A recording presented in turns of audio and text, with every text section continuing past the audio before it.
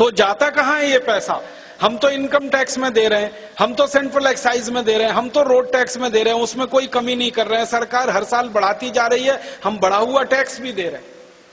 अप्रत्यक्ष कर, indirect taxes इतने बढ़ाए हैं सरकार ने जो दुनिया के किसी देश में नहीं बढ़े होंगे। वो सब बढ़ा हुआ टैक्स का पैसा हम दे रहे हैं, कभी हमने कमी नहीं की। लेकिन वो पैसा जा कहां रहा है? विकास तो हो नहीं रहा है। आजादी के 62-63 साल के बाद भी 2.5 लाख गांवों में पीने का पानी नहीं है। 21 करोड़ परिवार हैं इस देश के, गांव में रहते हैं, उनमें से सिर्फ 7 करोड़ परिवारों को पीने का पानी है। 14 करोड़ को तो पीने का पानी नहीं है। 3 लाख गांव में चलने की सड़क नहीं है। 2.5 से पौने 3 लाख गांव में बिजली नहीं है इस देश में।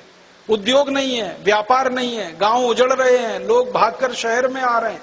और शहर में आकर क्या जीवन बिता रहे हैं? जो गांव में रहने वाले बेरोजगार लोग थे वो शहर में आकर नौकरी की तलाश में झुग्गी झोंपड़ियों में अपना जीवन बिता रहे हैं।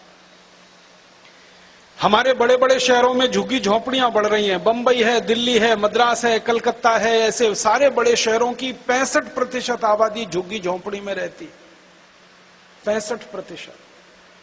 आधे से ज्यादा शहर हमारा फुटपाथों पर सोता है, झुग्गी झोंपड़ियों में सोता है। उन झोंपड़ियों में लोग रहते हैं जहां बारिश का पानी टप टप टपकता रहता है। उन झुग्गी झोंपड़ियों में लोग रहते हैं जहां कीचड़ में कीले बिलबिलाते रहते हैं। उन झुग्गी झोंपड़ियों में जहां आप नहीं जा सकते नाक पर रूमाल रखे बिना, वहां लोगों की पीढ़ियां दर पीढ़ियां गुजर जाती हैं। शादियां होती हैं, बच्चे होते हैं उन्हीं झुग्गी झोंपड़ियों। इन झुग्गी झोंपड़ियों में रहने वाला है कौन?